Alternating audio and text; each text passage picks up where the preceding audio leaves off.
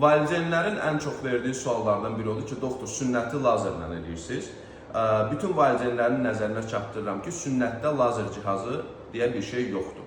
Sünnət də bir cərrahi əməliyyat olduğu üçün digər bütün cərrahi əməliyyatlarda istifadə olunan bipolar kalkulator dediyimiz belə bir alət var.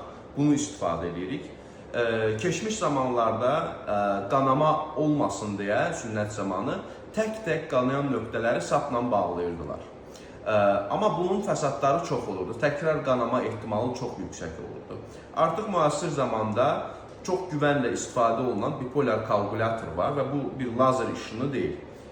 İsti vasitəsilə qanayan damarları büzüşdürür və qanamanı dayandırır.